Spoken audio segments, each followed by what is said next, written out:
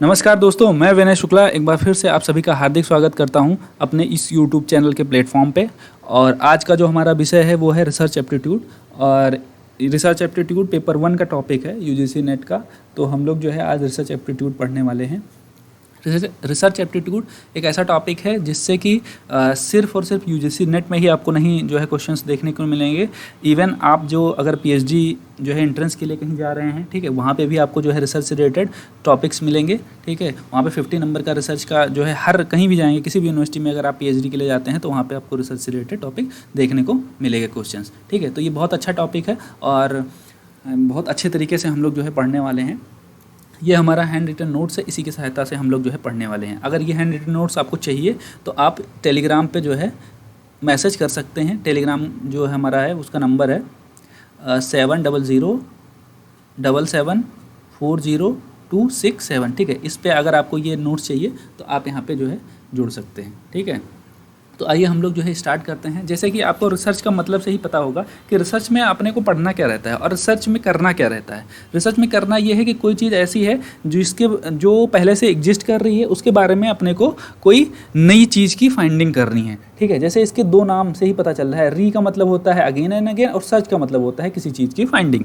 ठीक है, तो रिसर्च का मतलब क्या है कि हमको किसी चीज़ के बारे में नई चीज़ ढूंढनी है। ठीक है, वो पहले से एग्जिस्ट कर रही है। ठीक है, तो उसमें हमको कुछ नया ढूंढना है, कुछ नया करना है और इस चीज़ को करने के लिए अपने को एक प्रॉपर वे में करना है। ठीक है, एक साइंटिफिक स्टडी करनी है। ठीक है, तो जिससे कि आप अपना जो कंक्लूजन निकले उसके बदले में हम एक मतलब उसको प्रूव करने के लिए हम एक क्या कर सकते हैं, एक एविडेंस पेश कर सकते हैं। ऐसा नहीं कि मतलब कुछ भी हम जो है फाइंड कर लिए और वो कहीं प्रूफ नहीं हो रहा है। ठीक है, तो वो रिसर्च नहीं होगा। ठीक है, तो कहने का मतलब ये है कि रिसर्च में हम क्या करते हैं, कोई नई चीज़ ढूंढते हैं एक प्रॉपर वे को फॉलो करते हुए, और इसमें जो है टाइम टेकिंग होता है। ठीक है, तो पहले हम क्या करते हैं, इसमें एक किसी चीज़ को रिलेटेड अगर हमको कुछ रिसर्च करना है तो उससे रिलेटेड एक प्रॉब्लम का जो है फाइंड करना पड़ेगा। फिर उससे रिलेटेड आपको अपने को जो है हाइपोथेसिस बनाना पड़ेगा। फिर उसके बारे में जो है डाटा इकट्ठा करना पड़ेगा। फिर उस पर डाटा को एनालिसिस करना पड़ेगा। फिर उसके बारे में धीरे धीरे करके टूल्स लगाने पड़ेंगे। फिर जाके जो है हम क्या करेंगे, फिर एक सोल्यूशन जो है निकालेंगे, एक कंक्लूजन निकालेंगे,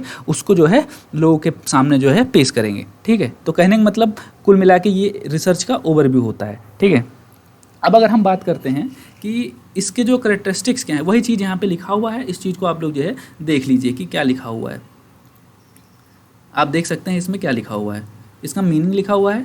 रिसर्च का मतलब क्या होता है, री और सर्च से दो वर्ड से मिलके बना हुआ है। ठीक है, तो ये हो गया। Research means again and again and search means to find out something. ठीक है, research in a common man language refers to search for a knowledge. Knowledge के लिए हम सर्च करेंगे, means technical and organised search for a relevant information होना चाहिए on a particular topic, किसी भी टॉपिक पे।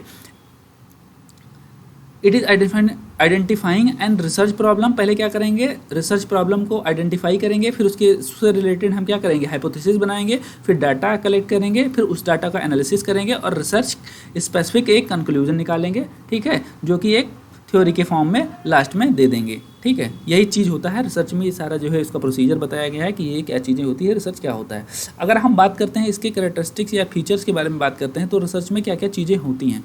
ठीक है, पहली चीज़ तो ये जो रिसर्च है ये साइंटिफिक इन्वेस्टिगेशन होता है। ठीक है, अब साइंटिफिक इन्वेस्टिगेशन क्या होता है, साइंटिफिक इन्वेस्टिगेशन की अगर हम बात करते हैं तो इसमें कॉज एंड इफेक्ट रिलेशनशिप होता है। ठीक है, मतलब कि अगर आपको कहीं भी साइंटिफिक इन्वेस्टिगेशन देखने को मिल जाए तो कहने का मतलब ये है कि कॉज एंड इफेक्ट रिलेशनशिप होगा, कि मतलब हुआ है तो क्यों है, उसके पीछे का कारण क्या है। ठीक है, तो ये सारी चीज़ें जो है इसके कैरेक्टरिस्टिक्स हैं रिसर्च के। ठीक है, ऐसे ही नहीं बोल देंगे रिसर्च में। ठीक है, फिर क्या है, दूसरा हमारे पास क्या है कि डेवलप कंसेप्ट एंड थ्योरीज। इसमें हम क्या करते हैं, कंसेप्ट और थ्योरीज को डेवलप करते हैं। ठीक है, तीसरा क्या है हमारे पास, सिस्टमेटिक वे एंड प्रोसीजर। वही जो मैंने बोला कि रिसर्च में कोई कंक्लूजन तक पहुंचने के लिए अपने को एक सिस्टमेटिक वे और एक पाथ को, एक प्रोसीजर को जो है फॉलो करते हुए किसी एक कंक्लूजन तक पहुंचना रहता है। ठीक है, कैन नॉट इम्प्लीमेंटेड इमीडिएटली। वही मैंने बोला कि ये तुरंत रातों रात नहीं इम्प्लीमेंट हो जाएगा। ठीक है, कि मतलब आज रात में हम सोए और हमने कोई जो है सपना देखा कि भाई ये चीज़ है, ये चीज़ नई चीज़ है। ठीक है, और उस नई चीज़ को हम सुबह बता दिए। ठीक है, तो ये ऐसा नहीं हो सकता। ठीक है, इसको जो है कोई चीज़ को सोल्यूशन को फाइंड करने के लिए उसमें प्रॉपर टाइम देना पड़ेगा। ठीक है, ये तुरंत नहीं हो जाएगा। और जो चौथा पांचवा क्या है, empirical based on hard evidence. ठीक है, ये क्या है, ये एविडेंस के बेस पे होगा। ऐसा नहीं कि मतलब कुछ भी आप बोल दो, उसके पीछे का लॉजिक ही ना हो कुछ। ठीक है, तो कहने का मतलब ये सारे इसके कैरेक्टरिस्टिक्स है। आगे अगर हम देखते हैं, अब जहाँ से क्वेश्चंस पूछा जाता है वो है हमारे ये टाइप ऑफ रिसर्च, ठीक है। अगर हम टाइप ऑफ रिसर्च के बारे में बात करते हैं तो हमारे पास डिफरेंट टाइप्स ऑफ रिसर्च होते हैं और उन सारे जो है टाइप्स को अपने को एक एक करके सारे टाइप्स को पढ़ना है। अगर पहले टाइप के बारे में बात करते हैं तो पहला क्या है, प्योर रिसर्च। प्योर रिसर्च का दूसरा नाम है बेसिक रिसर्च बोला जाता है इसको, ठीक है,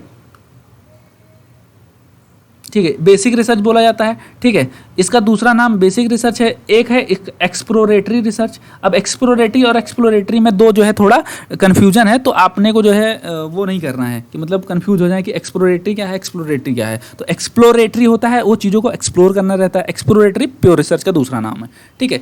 फिर इसको प्राइमरी रिसर्च भी बोला जाता है। तो इसमें होता क्या है कि इसमें हम सिर्फ इसको नॉलेज के लिए क्या करते हैं, कंडक्ट करते हैं, ठीक है। जो रिसर्च करेंगे हम और सिर्फ नॉलेज के लिए करेंगे, उसका प्रैक्टिकल एप्लीकेशन होगा नहीं होगा इस पे जो है अपने को ध्यान नहीं देना है, ठीक है। जो रिसर्चर होगा उसके दिमाग में पहले से ये नहीं है कि इसका हम प्रैक्टिकल एप्लीकेशन करेंगे, बस जस्ट उसको एक नॉलेज चाहिए, उसको कुछ चीज़ें जाननी है, उसके बारे में रिसर्च करना, ठीक है। वो क्या होता है हमारा प्योर रिसर्च, ये सबसे सिंपल होता है। दूसरा हम बात करते हैं, एक चीज़ और है ये क्या होता है, ये क्वालिटेटिव नेचर का होता है। ये बहुत इंपॉर्टेंट है, ये आप ध्यान में रखिएगा कि ये जो प्योर रिसर्च होता है, ये क्वेश्चन पूछा जा सकता है कि भाई प्योर रिसर्च वो किस नेचर का होता है, तो क्वालिटेटिव नेचर का होता है, ठीक है। इंपॉर्टेंट है, इसमें यही इंपॉर्टेंट है, आप देख लीजिएगा। इसका दूसरा नाम क्या होता है, डिफरेंट और ये, ठीक है। फिर हम बात करते हैं अप्लाइड रिसर्च के बारे में, जो मेन इंपॉर्टेंट है अप्लाइड रिसर्च। अप्लाइड रिसर्च बहुत क्वेश्चन पूछा जाता है अप्लाइड रिसर्च से। इसके दो सब पार्ट होते हैं, एक होता है हमारे पास इवैल्यूएशन, ठीक है, एक इवैल्यूएशन रिसर्च हो गया, दूसरा हो गया एक्शन रिसर्च, ठीक है। इवैल्यूएशन रिसर्च में क्या होता है, चीज़ों को हम इवैल्यूएट करते हैं। अगर किसी से जैसे किसी प्रोजेक्ट से रिलेटेड हमको रिसर्च करना है तो वहाँ पे इवैल्यूएशन होगा, ठीक है। फैमिली प्लानिंग के बारे में बात कर रहे हैं तो हम इवैल्यूएशन होगा, ठीक है। अगर कहीं आपको 2-3 वर्ड देखने को मिल जाए जैसे फैमिली प्लानिंग हो गया, या फिर जो है आपको किसी प्रोजेक्ट से रिलेटेड जैसे इरीगेशन प्रोजेक्ट है, ठीक है, तो उससे रिलेटेड अगर आपको जो है कहीं देखने को मिल रहा है तो वो इवैल्यूएशन रिसर्च होगा। मीन्स हम चीज़ों को सिर्फ इवैल्यूएट कर रहे हैं। अब बात करते हैं जो है अप्लाइड रिसर्च की, तो एक्शन रिसर्च भी है। एक्शन रिसर्च को हम लोग जो है इसका सब पार्ट होता है। इसमें क्या करते हैं, जैसे इमीडिएट प्रॉब्लम से रिलेटेड है, ठीक है, लोकल लेवल प्रॉब्लम से रिलेटेड है, तो वहाँ पे एक्शन रिसर्च होता है, ठीक है। इसको हम प्रॉपर वे में अभी आगे पढ़ने वाले हैं, ठीक है। अप्लाइड रिसर्च में क्या होता है, जैसे इसके नाम से ही पता चल रहा है कि हम जो रिसर्च के जो फाइंडिंग्स होगी, जो सोल्यूशन होंगे, उसका हम क्या करेंगे, प्रैक्टिकल एप्लीकेशन होगा।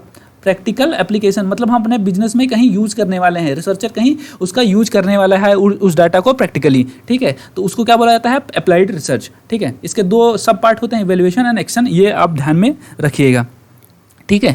आगे हम बढ़ते हैं, दो टाइप ऑफ रिसर्च हो गया। पहला क्या था, बेसिक में क्या था, सिर्फ और सिर्फ नॉलेज के लिए। अप्लाइड में क्या होता है, उस नॉलेज का जो वो आएगा, रिजल्ट आएगा, उसको हम अपने जो है डेली लाइफ में या कहीं भी बिजनेस में रिसर्चर जो है उसका यूज करेगा प्रैक्टिकल में, ठीक है। तो वो क्या होता है, वो अप्लाइड रिसर्च होता है, मतलब उसका एप्लीकेशन है। ऐसा नहीं है कि सिर्फ नॉलेज के लिए कर रहे हैं, मतलब मीन्स उसका एप्लीकेशन हम अपने डेली टू लाइफ में जो है यूज करने वाले हैं, ठीक है।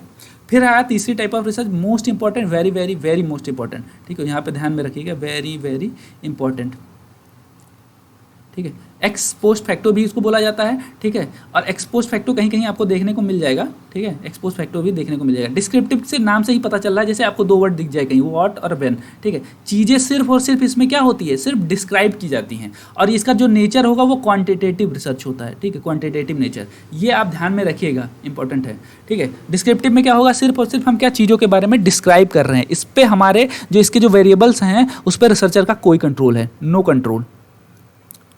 कंट्रोल ओवर वेरिएबल्स, ये इंपॉर्टेंट है, लिख लीजिएगा, ठीक है।